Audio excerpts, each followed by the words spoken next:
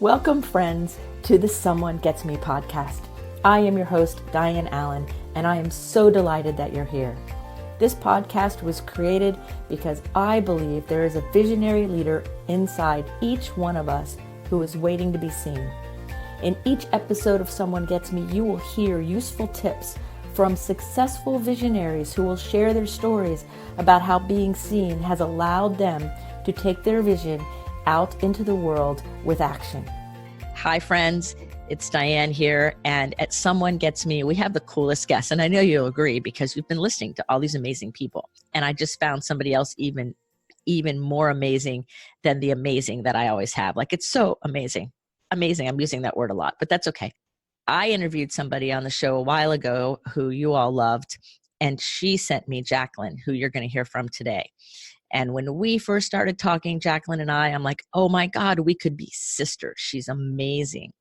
And her name is Jaclyn DiGregorio. I think I got it right. And she's in Philadelphia.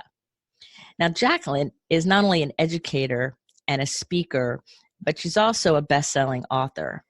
She has an amazing coaching consulting practice that's all about clarity and action. And you know, those are my big words too. So you can already see this great alignment that's going to happen during this show.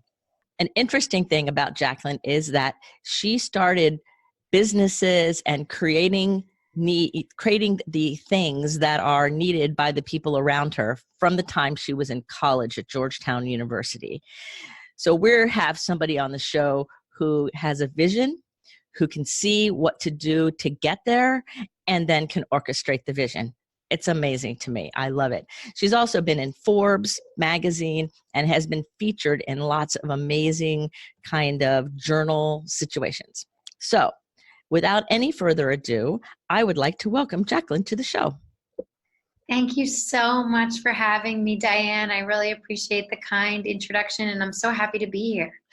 Oh, I'm so happy to have you here because the more I think about you, the more I go, oh my gosh, it's like we could be sisters, but we don't know each other till now. So this is so fun. So I'd like to start out with having you share with us a bit about who you are, where you were born, what kinds of things are important to you. Like, how did you get where you are? And then we're going to start out at your being 21 and starting that business from your dorm room. But how did you get to that place, to Georgetown? What happened?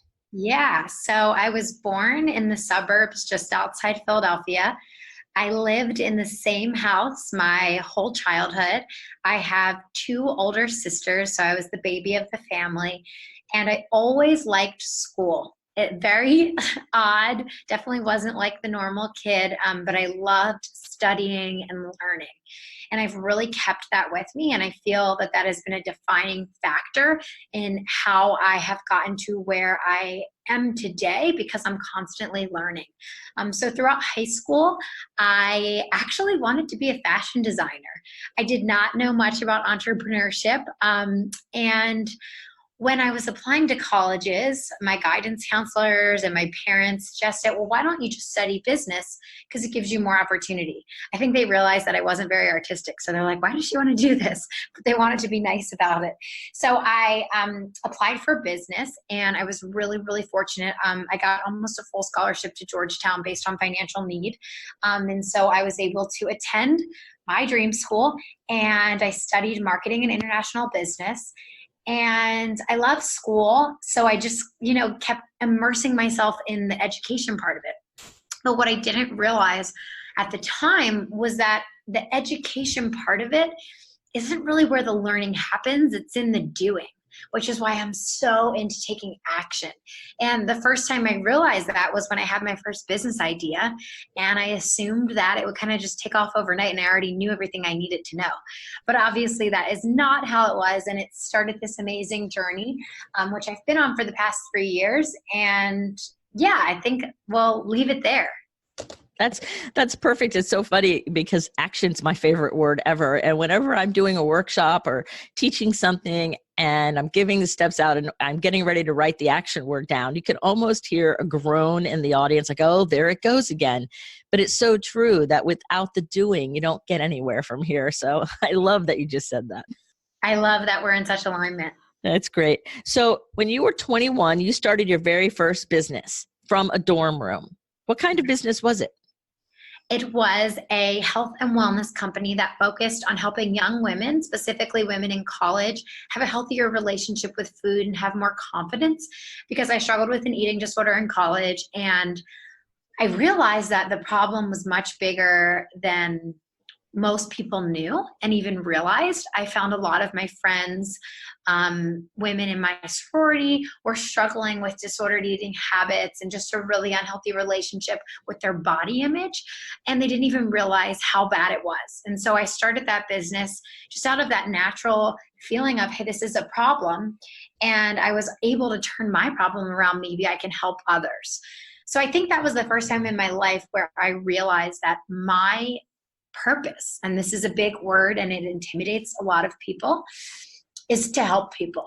And so because I recognized that that was my purpose, it wasn't so challenging for me to transition at the point where I had kind of given that business a lot of impact and had found another passion that I wanted to pursue, which was helping female entrepreneurs. I made that shift pretty effortlessly because I knew my purpose was helping people. So I think we put a lot of pressure on this idea of like having this really specific, really clear purpose. Like, oh, my purpose is to help women with their body image, or my purpose is to help women grow their businesses. And I think we're multi-purposed human beings, and we can shift in different purposes in different seasons of our life. And when we talk about helping people, if that's something that connects with you, and I assume that a lot of listeners on here have that passion somewhere, just know that you're going to want to help people relating to the season that you're in, and your season will change. So trust that. So that's exactly what I did. I stepped fully into it. I gave my heart to it. I gave my soul to it. I made a lot of mistakes. I had a ton of failures, and I embraced them, and I'm so thankful for them, because that's enabled me to know what I know and to be able to teach what I teach. You don't learn from doing things right. You learn from doing them wrong, which is why I've done so many things wrong. I have so much knowledge now, and I'm able to help so many women. So that's kind of my journey on the first business and how it got me to my second business, and why I believe that it's totally okay to change your mind and to get involved in many different things and just follow that intuition, as you always say. Oh, that is right on. It's like I tell everybody, in fact, somebody asked me the other day about reinventing yourself. And I go, you don't reinvent ourselves. Our vision, our purpose within us is always the same. It looks different though, based on where we are in life. And so if your purpose is education or inspiration, or in your case, helping people, then you're going to be helping people all the time. And it's going to look different in different phases and seasons of your life naturally. But that doesn't mean you're reinventing Jaclyn. It means you're allowing your own purpose to grow and expand as you grow and expand. And I love how you've done that so effortlessly, and because a lot of people struggle with that. So that is really amazing. So let me ask you, what was one of the big failures that really helped propel you forward? Oh gosh, there were so many. I'll tell you about my first one because it was the hardest. And my fiance always makes jokes about how someday I'm going to be on Good Morning America and they're going to be interviewing him, which is the funnier part. Like, he's going to come with me for the interview, and they're going to ask him about like how I've grown and my journey as an entrepreneur. And he's going to tell them about my first major failure, because I was a mess. And it really shows how entrepreneurship helps you grow as a person. It helps you grow as someone who learns to deal with things, who learns to react better, who learns to control their own thoughts and emotions. But because I hadn't experienced anything like this in my life, of course I had failures in the past. I was denied from some of my dream colleges, and I've gotten bad grades, and all those things that we go through in life in the younger years, but it's nothing like entrepreneurship. So my first failure was my first product idea with my first business. I wanted to come up with a plate that helped women eat balanced meals, because something I struggled with in my eating disorder was binge eating. I was constantly binge eating, and something that really helped me stop binging was to eat a meal that had all the different food groups in it, and that was already portioned to a healthy size, so it would make me feel full and satisfied, but not overfull that I felt sick and guilty. It was like the perfect happy medium where you got to eat all your favorite foods, but you didn't overeat. And so I was like, I wish I could create this for other people. So, I did all the market research, and I took all the steps that I thought were right, and I called factories, I got prices, and long story short, I found someone to make my plates, and it was going to cost me $10,000 for the minimum order quantity. And at the time, like I said, I was on a full scholarship, and I did not have much available spending money. So I decided to get a job on campus at our local restaurant bar, and I started waitressing, and I was going to save my money up all year so that by the end of the year, I could order these plates. So I had worked for the first semester of that year, and I saved up about $4,000. And then my parents had asked me, how's it going? We know you want to make these plates. And I said, it's going well. I'm almost halfway there. So by the end of the year, I should have enough money. And my dad said, well, what if we were to loan you the money? And this was really a lot of money to them. And I knew that it was going to be, not an easy feat for them to loan me such a large sum of money, but they believed in me. And so I felt like, I had to go for it. This is what was going to help my family have financial freedom from my success. And so this kind of head start that my parents were giving me was going to pay off for everyone. And so I said yes, and I borrowed the money from them, and I ordered the 10,000 plates. And when I first got them, it was awesome. I sold them to all my family and friends. I got everyone I knew to buy a set, and things were going really well until I actually launched them to the world. And when I did that, I didn't get a single sale. Not one person outside of people who knew me and wanted to support me and would buy poop if I was selling it, supported me and bought these plates. And I was devastated.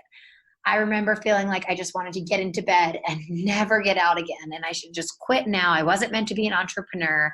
What was I going to do? I was a failure. Now I owed my parents all this money. And it was so tough for me. And at the time, I didn't understand yet that my success is and was inevitable, and that if I simply had 100% commitment to my goals, there's always another route, there's always another way. It doesn't have to be these plates, it's going to be something else. I'm going to have the impact and make the income that I desire so that I can still have all those goals, help my family, help other people. But I couldn't quite comprehend that at the time. So it took me a long time. I like to be honest and real, because I think when we talk about entrepreneurship, a lot of people portray it as, just like I was saying earlier, hey, it's effortless. I transitioned from this to this. But that's not quite the story, right? We all go through those tough times. We all go through the ups and downs. And what I realized is that embracing the chaos and embracing the parts that are hard, the parts where we feel confused, is actually the best thing you can do, because it's truly a gift. Because what it means is that your clarity is coming. Your breakthrough is around the corner. And that's exactly what it was for me with those plates. I just didn't realize it when I was in it. And now that I've been blessed with so many more ups and downs over the years that would take probably a whole day to tell you about, I now know that my success is always inevitable. I am always on the right path. And it's the same for all my clients and all the women I work with and speak to. They are all on the right path, and every experience they have is a lesson to prepare them for the amazing things that are coming for them. And if they can just realize that, then the failure doesn't hurt so bad, and we're not so attached to our goals, which actually helps us achieve them faster.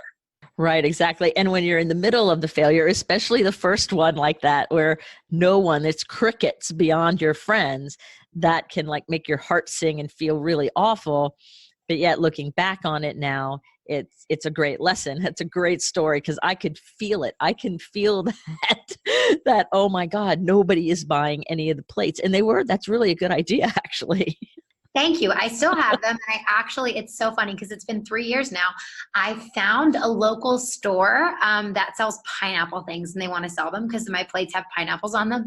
So I'm like, great, I'm finally going to sell these like 3 years later. It's all coming the way it's supposed to be, and everything works out always.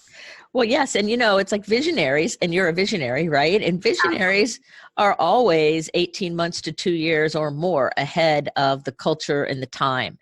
And so sometimes what looks like a failure when it's happening is really, we're just ahead of the schedule. Ooh, that's good. It's like, never thought about it that way. Yeah. So 3 years later, people are wanting your plates. You just thought of it 3 years earlier than the people could receive it. I love it. Yeah. So I noticed that a lot. I mean, I've had a lot of really brilliant ideas and created things, and kind of went through that same, like, how come nobody's getting it? And then like 2 years later, people are bringing it up to me like it's new information. And I used to look at them and go, what? I've been talking about this for years. And then I realized, yes, I have been, and they couldn't hear it until then. And it's really amazing, so I think that since you're a visionary, you probably run into that a lot. I do. And on the other side of it, I run into it as a learner. Because how many times have you been to like a conference or listened to a podcast where someone says something that you already know and you've heard it a million times, but it was the thing you needed to hear at that moment for the thing that was going on in your life or your business, and it was a total game changer. And that inspires me so much as a creator and as a visionary, because I know that, hey, even if I am spreading the same messages, and even if I am saying things that, aren't brand new ideas, right? Like the personal development world has been around for, centuries, but people need to hear it over and over again. It's like we're feeding ourselves food. We need it every day or we'll die, and our ideas will die within us. So it's inspirational for me on both sides of the coin. Oh yes, absolutely. Nobody wants to, my whole goal is to inspire people. That's my big purpose, is inspiration and education. And it's all about kind of wake up that inner greatness within all of us so that we can make some noise in the world and shine really brightly and be everything we're meant to be. And so I'd like to ask you, because I love the name of your academy, Spark Your Light Academy, because that's how I kind of see all of us, with all this energy and this sparkly light in all of us. And it's really about setting it free. So tell us a little bit about how you created this academy and what it's about. Yeah. So I created it just out of a need from working with my clients, which I honestly feel is the best way to create products and services, out of a personal need or something that people who work with you in some sense of your business tell you they want.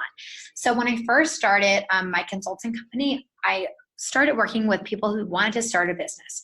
I'm like, okay, I can help you start a business because I've done it before. I'm really good at it. What do you need help on? So I started that, and then I realized, okay, well, some people needed more specific instructions. So then I started working with women who wanted to do similar businesses to mine. And then when I was working with them, I realized, well, everyone has their own unique goals. And what they really need is a specific action plan. First of all, they need to get clarity on what those dreams are, how to take a dream to a goal, to a really short-term focused one single goal. And then they need to figure out how to create the action steps that actually align with their goals and their dream life that will help them get there. So if someone tells me, hey, Jaclyn, my dream is to create a nonprofit that's going to cure cancer, right? Like, let's just say that's someone's dream. I'm going to say, okay, we're going to need to create billions of dollars. How can we do that? And if they say, well, I want to sell a 99-cent ebook, well, that's not in alignment, right? That's not going to get you there. So we actually, work backwards to create a whole plan for your business that focuses around your goals. And the secret component of it is really the mindset. So I find, and I'm sure you found this in your business and in the people you speak with, you can only grow as much as your mindset has grown. So if their mindset isn't big enough, if they're not already being who they want to be and who they need to be to achieve these goals, then they'll never be able to achieve them. So it's that secret combination of where you need to be mentally and also the action steps you need to be taking on a daily basis to spark that light inside of you. I believe sparking your light is getting clear on that vision and then taking the action. And that's where the spark happens. That's where the magic happens, because you're totally in alignment, moving towards your goals and your dreams. And you don't feel like you're throwing spaghetti at the wall anymore. You actually realize, okay, these steps are getting me there. And the thing that's really powerful about achieving a goal is that it's a reflection of what you believe you can do. So Henry Ford said, whether you think you can or you think you can't, you're right. Have never been truer words. The problem I run into with a lot of my clients, and that I ran into in the past when I first started my business, was I often had like maybe 95%, I think I can, but 5% doubt. And that doubt basically caused me not to achieve the goal. So when people are able to break down their goals into smaller steps and have smaller achievements along the way, they build that confidence up to 100%. And that's when they do achieve their really big dreams and goals. So that's what I teach in the academy. Oh, that's really amazing. So do you ever work with any clients, or maybe you might even have this challenge yourself with the situation of overthinking to the point of like analysis paralysis, or where the overthinking gets in the way of the action? Does that ever happen to you, or have you helped anyone with that kind of situation? That's one of the big questions that the listeners of this podcast ask about. Absolutely. So first of all, I personally have it and I can relate to it. And I also have a lot of clients who have it. It's much easier for me to notice it and recognize it in my clients because it's very easy to see, wow, you haven't taken any action. You haven't done anything. Why? And it's so often these fears. That's why they're overanalyzing. Well, what if it's not the right name? What if it's not perfect? It's perfectionism. And it's, what if I'm charging too much money? And all these limiting beliefs that are so deeply rooted. And in myself, sometimes I don't even recognize I'm doing it. I just get caught up, and 3 hours later I've been focusing on the name of some new thing that I want to launch for 3 hours, when you can sell it with any name, and as long as you're fulfilling a need, it's going to solve the problem and people are going to want it. So I realize it in my clients more than I realize it in myself. And when I realize it in my clients, I explain to them that they will never be ready. Being ready is an illusion. You will never feel ready. And if we wait until we're ready, then we will watch our dreams die. It's a harsh reality, but they need to hear it.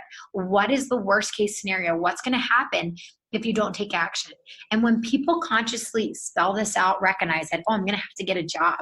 I'm going to have to quit my business. I'm going to watch my dreams die. As harsh as that is, that's what happens when we don't take action, when we get caught up, when we waste our valuable time, which is a limited resource, on overanalyzing, on letting our fears and limiting beliefs hold us back. So it's taking a step back and first recognizing when you're in it, because as I mentioned, I understand and can relate that sometimes you don't even realize it when you're in it, which is why taking the time to have a really healthy morning routine and planning out your day that focuses both on revenue generating activities and on activities that get you closer to your goals, and cutting out everything else, and then looking at it and saying, how am I doing? Am I on track? Oh no, I just spent 6 hours over analyzing something. Well, let's take a step back. Let's recognize, okay, what's holding us back? If it's a limiting belief, let's poke holes in it. Let's create a new belief and a new story that we're going to tell ourselves to get around that roadblock. And let's keep moving forward, because we know that in order to achieve our goals, we need to take action before we're ready. So it's something that I think everyone will struggle with. It's a part of being an entrepreneur and a visionary. It's a part of having ideas, and we'll constantly have new limiting beliefs that we have to dive deeper and deeper to overcome. But the more you do that, the more your mind increases, and thus the more your success increases. Oh, that's great. You might want to rewind and listen to Jaclyn again and again. That part of what you just shared was so amazing. And I just wrote down a sentence you said that is so powerful. And it's something I subscribe to, but I didn't have it in the same great words you use. And when you were talking about that we'll never be ready, that we have to take action before we're ready, that's the key to a lot of this. And somehow, I don't know, maybe it was my intuition kind of helped me get ready to do that. And now I overthink a lot less. But the way you just said that was so eloquent. So if you want to know about overthinking, you can rewind this podcast and listen to Jaclyn all you want to explain it again, because she just nailed it in my view. It was like right on. And I wrote it down. I really love how you shared that. Thank you so much. Thank you. I appreciate that. And I will say, listening to things more than once is really helpful. I often listen to podcasts multiple times, coaching calls, because you pick up on more things the second time around that you never even realized the first time. So I'm glad you made that recommendation, because I really have found in my personal experience that it's been a game changer for me to have even a deeper level of understanding than the first time I listened. Yes, I do the same thing. I sometimes binge watch this or binge listen to the same podcast over and over and over on this, like 5 or 6 episodes looped, so that I can really hear what's really going on with them. So I just really love that. Now I have some more really cool questions coming through. And another question that I really love for you to speak about is the idea of being an entrepreneur. And, a lot of people are saying, they want to be entrepreneurs and they want to do whatever it is, but it's really an emotional situation. And there's a lot different to being an entrepreneur than being working as an employee for a corporation. And so what do you see as strengths or assets that are common with female entrepreneurs or any entrepreneur who is successful? And so I'm thinking there's probably some personality traits or some ways of being, or maybe mindset and belief things that you've been noticing that really set somebody up to be successful. I love that. Yeah. So I think the number one thing is having a growth mindset and being open to growth. Because like I told you at the beginning of my journey, I didn't have a lot of the beliefs I have now, because you don't know what you don't know. I hadn't had those experiences. I hadn't read the books I've read, listened to the podcasts I've read, hired the coaches I've hired. So all I knew in the beginning was that I was open to growth and I wanted this. I was committed to my goal. Those are the only two things I started with. And if you have that, then what I'm going to explain next are some of the beliefs that you should focus on developing through your entrepreneurial journey. So if you are an entrepreneur, or if you're an aspiring entrepreneur and you're listening to this, I would love for you to write down these beliefs and be honest with yourself and say, how much right now on a scale of 1 to 10 do I actually align with this belief? And if you don't, what kinds of action steps can you take on a daily basis to focus on these beliefs? Because as I've mentioned before, your mindset is like a container for your success. So I always like to use the example, when I was in college, I would bring these like really teeny peanut butter containers that would hold like just a little scoop, tablespoon, maybe 2 tablespoons of peanut butter. It's probably for salad dressing, but I always put peanut butter in them because I would bring them to the library and eat peanut butter crackers. And so for a lot of people, that's where their mindset starts. And where your mindset should grow to is like this big lasagna pan. Come from a big Italian family, and my mom will make like huge things of lasagna or baked ziti in the oven in this huge glass container that's as big as the oven can possibly fit. And I see that my mindset has grown from that little peanut butter jar to the lasagna pan. And if you think about literally stuffing dollar bills into each container, you can only fit a certain amount. And so when people talk about growing their business and their business income and what's going to set up a female entrepreneur for success, at the end of the day, I like to explain, even though we don't like talking about money, money is success. You're a business, and businesses operate to make money. Impact is important. It's a driver. It's your why. And the more income you have, the more impact you have, both on a level of within your business and outside of your business, because your dollar allows you to have more impact. So I like to talk about in terms of money. So think about how much money can you stuff into that peanut butter jar versus how much money can you stuff into that huge lasagna pan? Much, much more. So these beliefs I'm going to talk about, I want you to think about, where do you align with them, and think about which jar are you fitting in. Are you probably fitting somewhere in the middle? And the more you can align fully, like a 10 out of 10 on these beliefs, the more you're stepping into that lasagna jar, and thus that's the key to your success. So first belief, your success is inevitable. If you can fully step into the fact that no matter what happens, no matter what failure I have, my success truly is inevitable, you are going to make decisions from a different place and a different perspective. I'm not afraid when I drop 15 grand for a coach, because I know my success is inevitable, even if I don't have the money when I spend it, right? Because I'm not worried. I know my success is coming. So because I make decisions that put my business first, that put my success first, it's actually furthering the inevitability of my success. So that's the first belief. Second belief, you are in control of your own success. Some people like to blame outside factors. Oh, the economy's not doing well. Oh, the Instagram algorithm changed, right? Like there's all kinds of things that we can blame for what's not working and why. And there are external factors. You can't control everything, right? I can't control the economy single-handedly, although I believe maybe if we can all meditate on it or something, maybe we can make the economy a little better. But single-handedly, I'm probably not going to control the stock market. But what I can control is what Jaclyn does. So when the stock market crashes and I need to make X dollars this month to pay my employees, to pay my bills, What do I need to do? How can I find a way? I'm in control of me, and there's always a way. How many ways can you get between Philadelphia and Los Angeles? You can fly a plane. You can take a boat that's going to go all the way around the country. You could walk. It might take a really long time. You might have to sleep at like hundreds of hotels, but you could get there, right? And you could even dig a hole underground. It might take years and years and years, but eventually you would get there. So you have to fully commit to the belief that you are in control of your own success. Because when you have 100% commitment to your goals, you'll always find another way. And when you combine that with 100% belief in yourself, because you can do anything that you believe you can, then there's nothing stopping you. So that's number 2. That's really important. The third one is that you are not a failure when you fail. You are simply moving closer to your success. So when we have attachment to our goals, it's a really negative thing. So I'm super goal oriented. I have my clients write all their goals down in the past tense as if they've already happened, because your brain doesn't understand the difference between real and imagined, and all these awesome exercises to get really in on your goals. But when we create an attachment with our goals, we actually move further away from them. So if you can fully detach from your goals, and again, that goes back to believing your success is inevitable, then you don't see failure as a bad thing. Now, I've finally stepped into a place where about 90% of the time when I fail, I don't get nervous. I'm like, okay, the universe is guiding me in a different direction for a reason. There's a lesson to be learned here. Now, one thing that I recommend you do when you feel like you are failing is get out a journal and write down, what am I supposed to learn from this that is preparing me for more success in the future?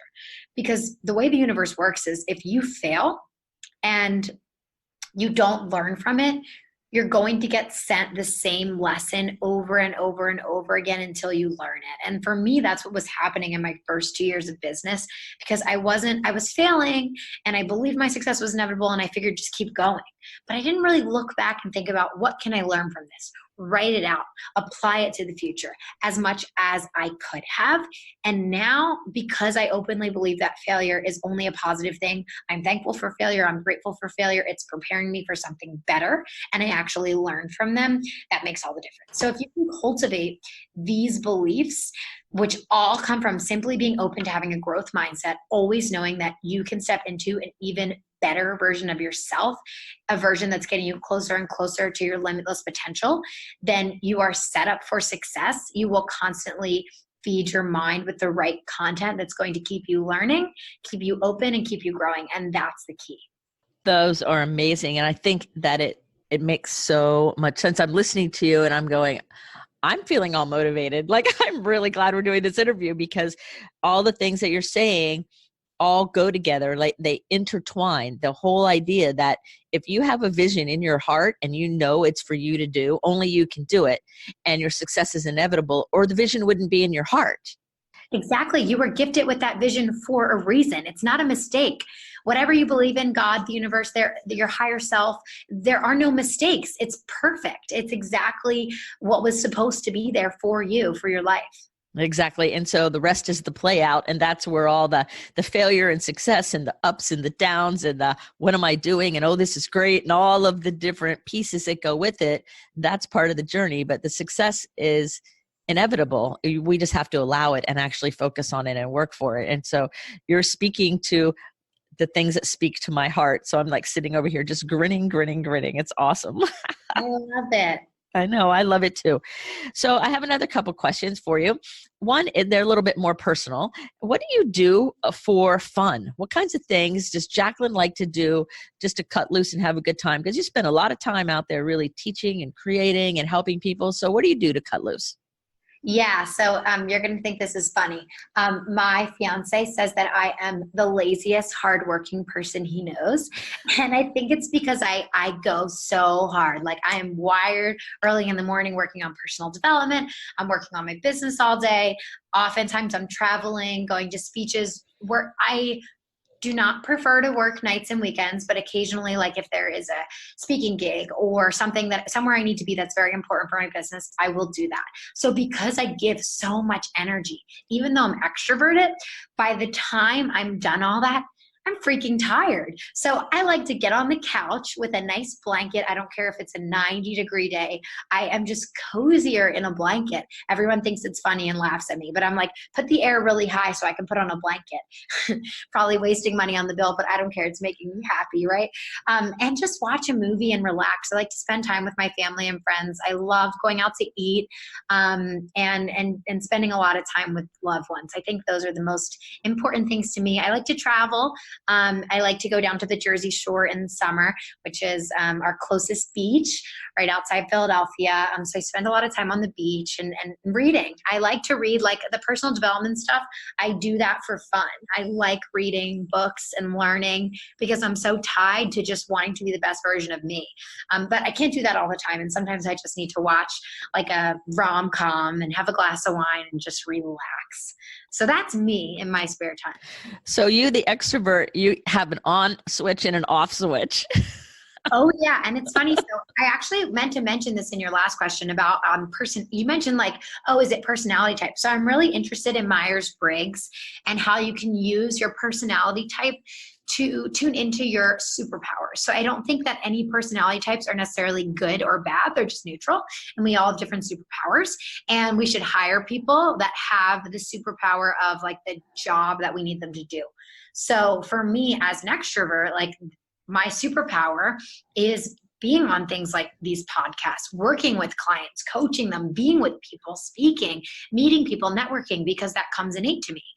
But it's funny because when I took the Myers-Briggs tests, I got 70% extrovert, 30% introvert, and I thought it would be higher extrovert because everyone who knows me is like, Jaclyn's the biggest extrovert ever.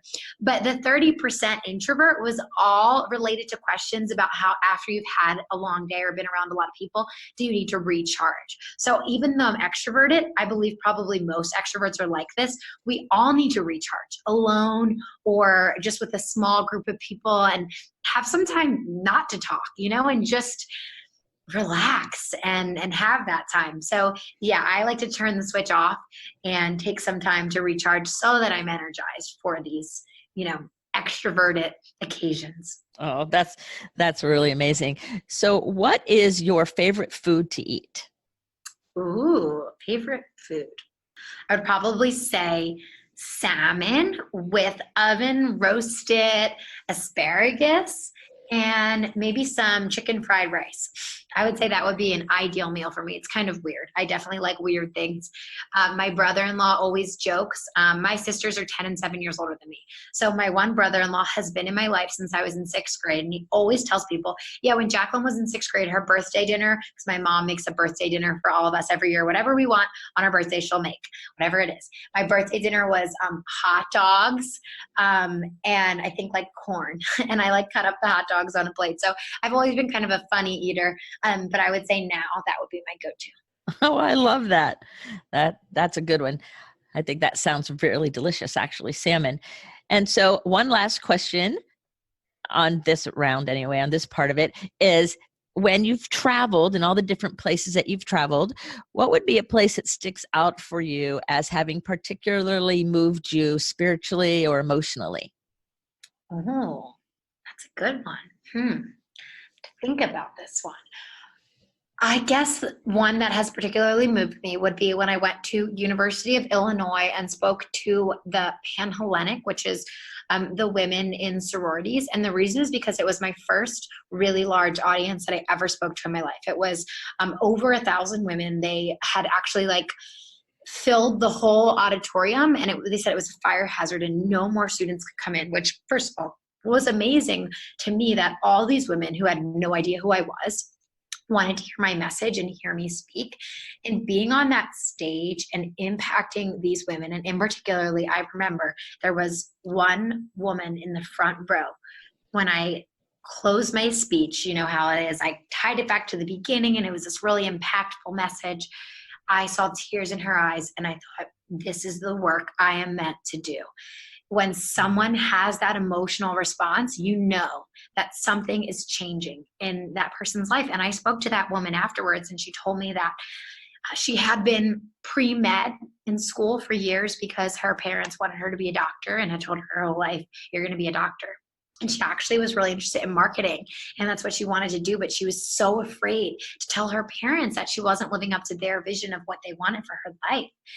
And because of hearing my speech, she realized that she was going to go home and call them that night and tell them she was changing her major. And the fact that just something I said in a 1-hour speech changed the whole trajectory of someone else's life made me realize that I have to keep doing this. I have to commit to this purpose, because it's truly changing everything for that person. And even if you can just change everything for one person in your line of work, you're making a difference. And if your work can be fulfilling and pay you a lot of money, that's like the best thing that can ever happen to you. So I hope that you all find that in your life. And that's really, really powerful. I'm glad you shared that story, because that woman would have been going down a road of inauthenticity and feeling more and more miserable trying to please someone outside of her. And because you showed up with your authenticity and your belief and put it out in a way that she could hear you in that day,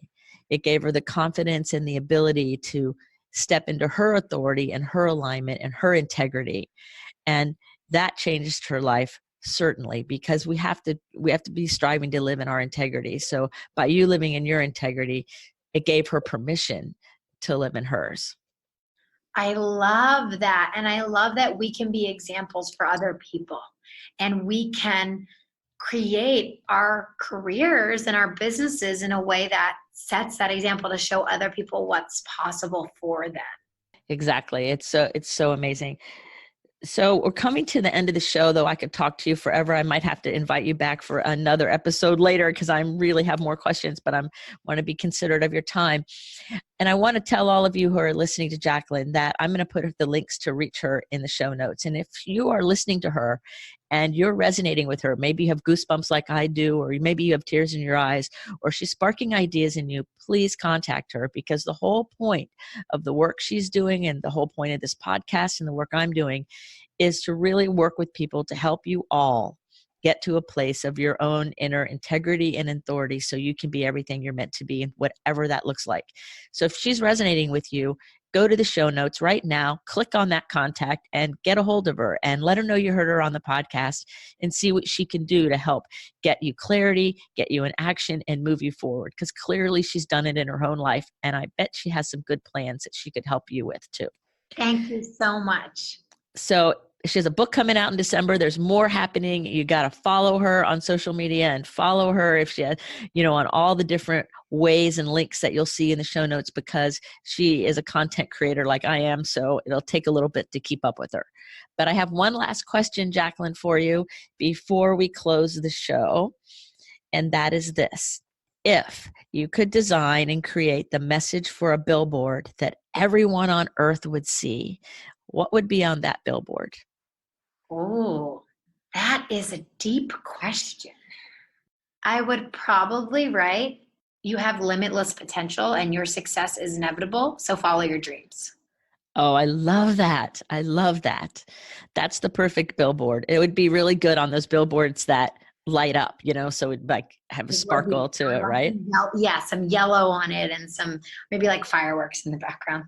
Right. Something like that. Like, wow, give it some pizzazz, right? That's amazing. So everybody, you've been listening to Jaclyn DiGregorio. I cannot get your last name right. You got it. You're good. I'm close enough, right? And from Philadelphia. She is an amazing person. I used amazing a lot in the beginning. You're probably saying amazing now after listening to her. It's not a joke. She's really cool. So thank you, Jaclyn, for being on the show. Thank you so much for having me. It's been truly an honor. Thank you so much. And remember, everybody, to keep your face to the sun so the shadows fall behind you, because you're a rock star and you're here on purpose with a purpose. So let's go out there and make some noise. Until the next episode of Someone Gets Me, be well. Thank you for listening. I trust you gained some valuable inspiration and information. Please join me and other visionaries in the Someone Gets Me Facebook group. Or for more information on my services and additional episodies, visit someonegetsme.com. Again, thanks for listening.